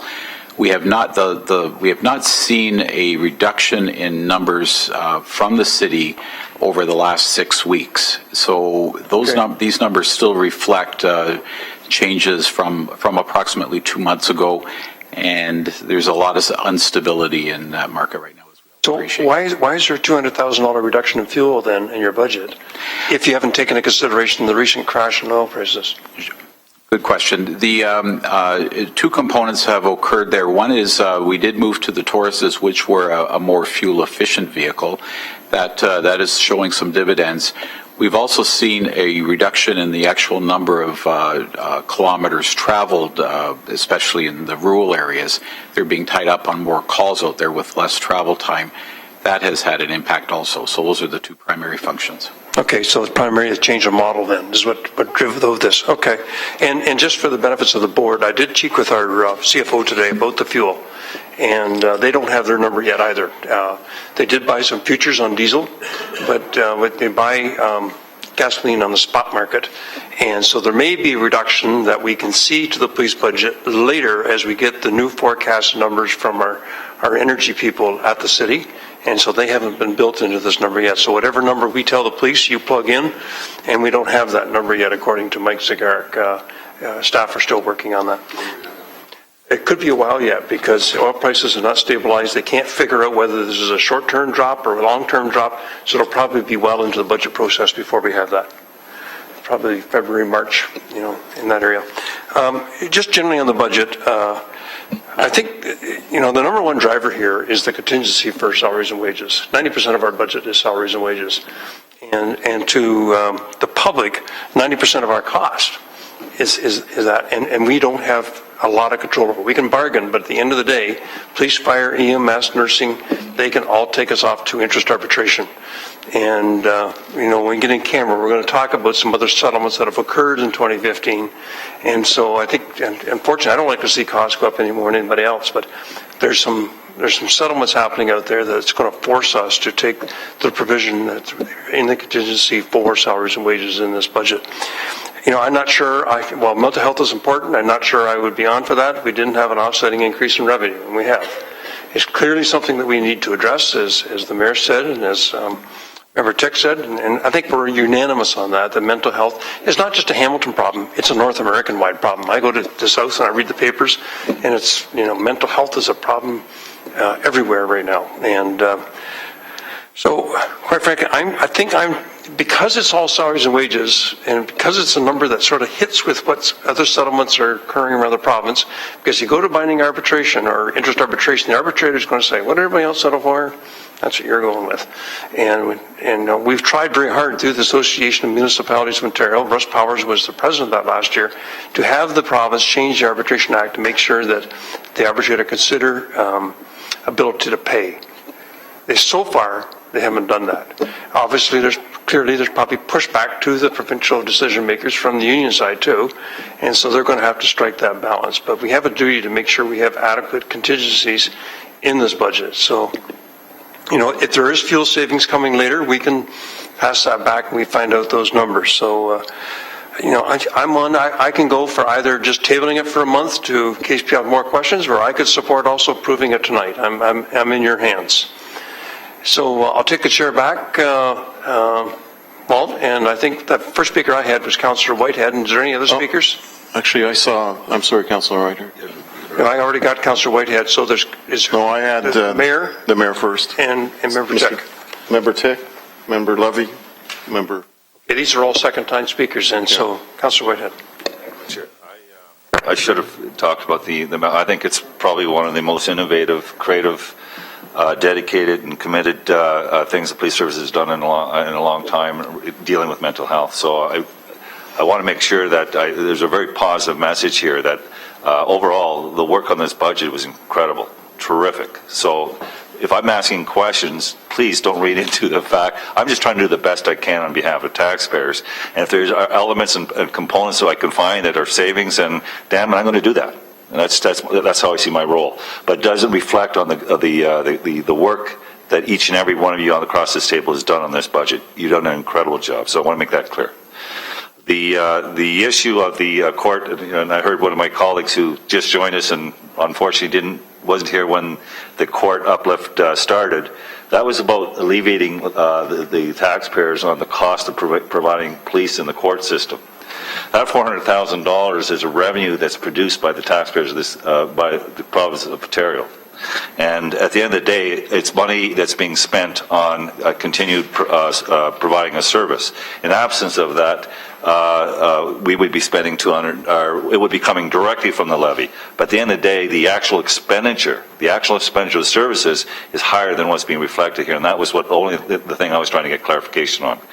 The second piece is, Mr. Chair, we talked about this last budget go around, and I know that it's been reported in the media in Toronto, and I think Chief Blair has indicated that it's something that they have to look at, and that is merging some of the areas where we can merge some of those responsibilities of legal, budget, accounting, all those kinds of things.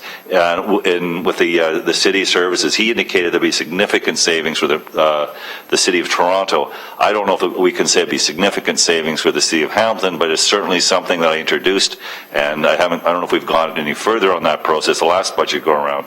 And what areas should we be looking at where we would be able to get economies of scale and possibly savings, whether it's IT, legal, accounting, etc. So it probably is a little bit late in the game to be introducing that now, because we'd have to do the due diligence, and you wouldn't have that even if we made a decision in time for this particular budget. But I would hope moving forward that we look at, and other agencies, other policers are looking at this measure. This is not, I've pushed it for our service, but now I'm seeing that others are ringing the same bell and singing the same song. So I believe there are opportunities that we need to pursue. I also believe that where we could identify, even by line, and they may not be significant, but they're symbolic. And whether we do it here at the police board in regards to our conference budgets, and if the practice is that we have 30,000 or 40,000 every year that's still left and unspent, then maybe we should be reducing that budget, because at the end of the day, that impacts the levy. So from my perspective, I can find savings on some of the things I talked about relative to car allowances and so forth, because there's an impact. Then it behooves us to search it out, identify, and see if it's real and practical and something that could be get buy-in to find further savings for the taxpayer of this community. I see my role as not only ensuring what the police services are doing, and that is providing a remarkable service, but at the same time to find if there and tweak wherever we can, because it is our budget, savings that that our taxpayers can benefit from. If we want to forgo that process, God bless you. I won't be part of that vote. I think that we just received this for the first time tonight. I'm never an individual the first time to see a budget and formally discussed to automatically approve it. I think it behooves us to ask some tough questions of our staff. And then, and if in fact nothing comes out of it, then by the next board meeting we can approve the budget as is. That's all I'm asking at this point in time, Mr. Chair. Here, it's. Let me put my glasses on now so I can get this right. Fred, Stan, next two speakers. And then Madeline. Thank you. I'm open to the opportunity for members of the board to look at areas that they want to have savings in. If they're specific and they want to bring them forward, I think that's we could allow for that. I think that's not unreasonable. It has been a short window, and that's always a little bit of a concern. And I wouldn't mind an opportunity to have a kind of a closer look myself as well. So I would support that if that came forward as a motion. 1 month delay I don't think is a big deal based on where we are. Although fundamentally for me, I like the direction of the work that's being done through this budget, and if we can find opportunities, fine. But if not, then the budget works for me by and large. But one question I ask, and you just raised it a minute ago, and I've heard this, and I think probably I've said it, a time or two, that interest arbitration is the thing that drives our budgets, and I just have to ask the question: how many times in the last 10, 12, 13 years have we actually settled negotiations through interest arbitration? The last time the service went to arbitration was 2000. 2000. 14 years ago. So, I do understand that, it's a worry and it's a concern, but we've had negotiated settlements here for the last 14 years, for the past 14 years of negotiated settlements. So I understand that we kind of want to hold the interest arbitration issue up as a barrier, but the reality is that we've negotiated settlements and they impact our budgets, and that impact comes to bear when we set the budget each and every year when we deal with these issues. So the question for me is where do we put our focus and attention on this particular budget once all of those issues are settled, or on the discussions in terms of negotiated settlements going forward? And I think it's the latter, quite frankly, because that is what 90% of our cost is being driven by. That doesn't mean that we need to be draconian, but we also need to be sending a message that at some point we have to start putting the brakes on negotiated settlements as well, not only here, but having a hard look at how fair and reasonable are we being, and is an affordability an issue for us, and where do we then start working on those negotiations from a sense that it's going to affect our budgets each and every year.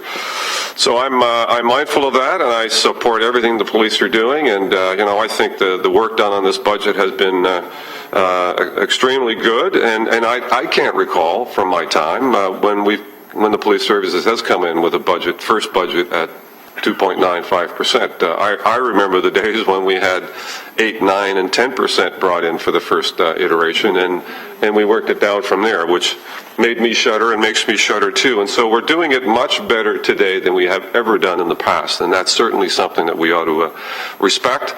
And I think we are starting to shave down to the very core elements of what we need to put our resources into, and I'm not sure that there's that much more to be shaved off, but if there is, I'm open to hearing about where they might be. So if at the appropriate time, Mr. Chair, if you'll come back to me, I'll move that we defer the budget for 1 month and allow members to look at opportunities and then bring it back a month from now for final disposition. Thank you. Member Tick. Thank you, Mr. Chair. The mayor brought up something that's quite interesting. There's an uncertainty in the negotiation process. There is a certainty in the budget process because it's here and now, and it can be voted on tonight. If there's any tweaking, it'll be so minor in my view that we're not going to get much below 2.95%, if anything.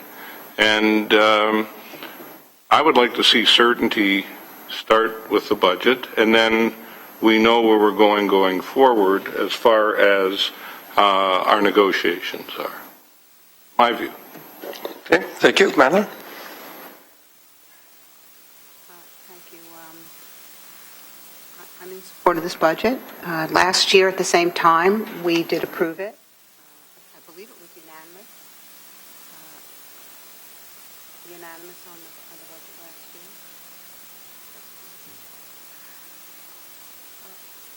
A decision was made, I think I had just come on the board, and we did go line by line before before. And when I came on, I think there was a vote to change it to this strategy.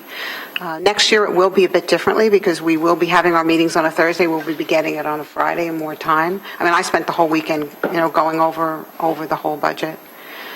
We did make a commitment, I think it was last year at this night, that we would strike the governance committee, and priorities were set. And I think that part of that will be to look at strategic directions for our board, and we can discuss it at the next meeting or something brought forward on how we do our governance better. Is it having a subcommittee to look at the budget? Is it, things like that.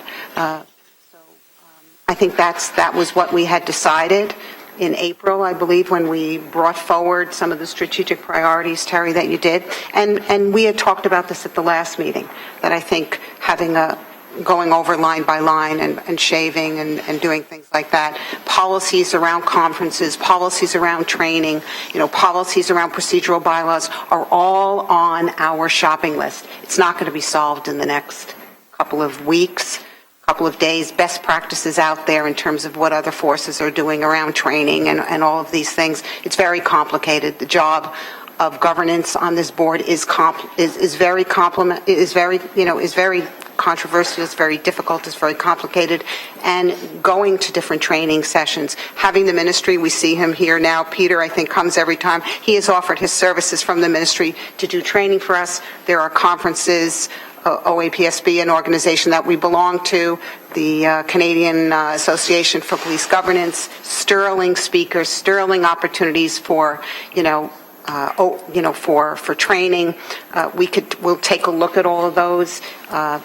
But for tonight, I see that as articulated by our new member, Stantic, that I'm prepared to endorse this budget, and the contingency and the collective bargaining is going to go on.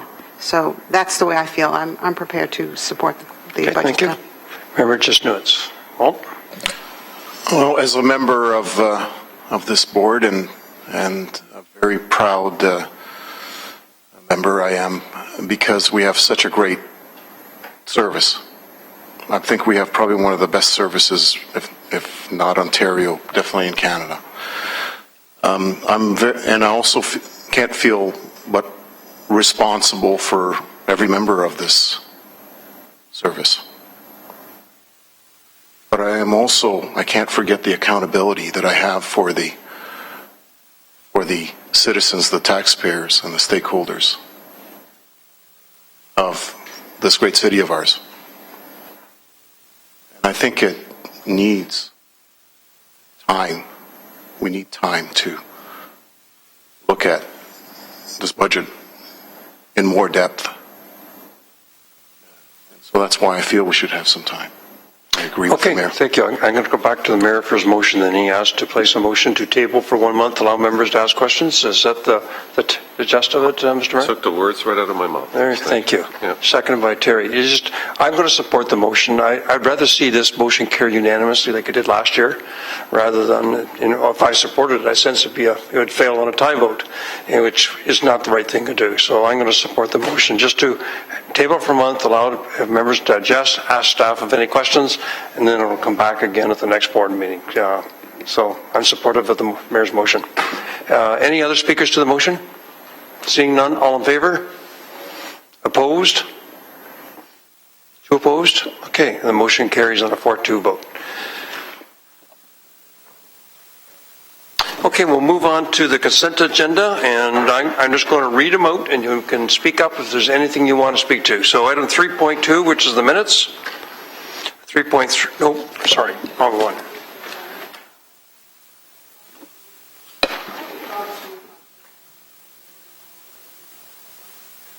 We did have a vote.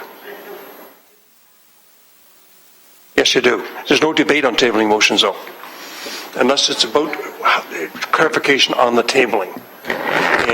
But there was a clear vote, a 4-2 vote, to table it till next month, which allow other members to call. Yeah. Oh, yeah. You still want to be recorded as opposed?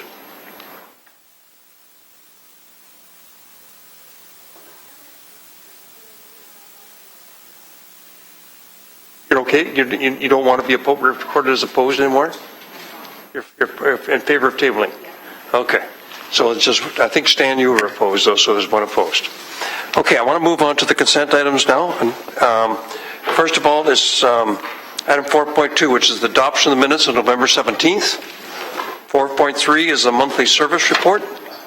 4.4 is correspondence to the Canadian Association of Police Governance with respect to the membership fees for 2015. 4.5 is correspondence from the Ontario Association of Police Service Boards, Zone 4, with respect to 2015 membership fee. And item 0.6 is item for the information of the board with respect to a November 17th presentation of the Social Navigator program.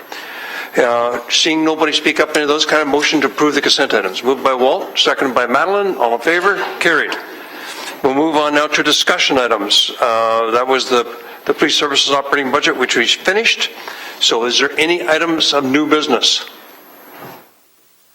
Okay, I'd like to have a motion to adjourn for 10 minutes while we go in camera. Moved by Councillor Whitehead, seconded by Member Levy. All right, the floor is yours. I just wanted to just send out a little congratulations. You know, I follow it on Twitter, and I saw a couple of things. I saw that there was having a food drive up in Ancaster. We had the officers were out from Division 3 and they were looking for food donations. So I saw it on Twitter, went up, filled up my car with groceries, and wow, the community response up at Sobeys was outstanding. And then the other day, I had just come back from services at my synagogue, and I saw on Twitter that they were having an opportunity to a homework club. The Somali community and the police and volunteers were they had sat down and they saw an opportunity to work with these inner city youth, diverse community youth, with their parents, and convene this. I mean, it's under the radar. We don't get accolades. It's not a high-profile photo op, but I went to that graduation with all those proud moms and all those kids sitting around the table, and the relationship building between our police force and these families is extraordinary. They come from war-torn countries. They come from refugee camps. The trust for the police is a bridge-building opportunity. So I just wanted to say, as I just walked into the room and as a board member, just to see that. So I just wanted to say kudos to you for doing these wonderful things and having an opportunity to break bread, work with these young kids, and offer them jobs in the future when they see policing as an opportunity. So that's it. And wishing everybody a healthy and a happy holiday, Merry Christmas, Happy New Year, and a safe year to all of us. Paul? I couldn't. No, actually, the thing I wanted to also thank is everybody that participated during the. I enjoyed, most of all, serving white chocolate with the chief. It's a kid's Christmas. It was fantastic. Everybody that participated, it was just a very, very magical and proud moment. I wanted to thank everybody for allowing me to help out. Chief, do you have any other business to discuss? Okay, seeing none, then this is our last meeting for December. And so, Chief, to you and the deputies and all the senior command, thank you for the great service you've provided to the citizens of our community throughout 2014. And on behalf of the board, I'd like to wish you all a very safe and happy holiday season. And so I'll turn for a motion to go into a 10-minute adjournment. Moved by Justin Lewis, seconded by Stan. All in favor?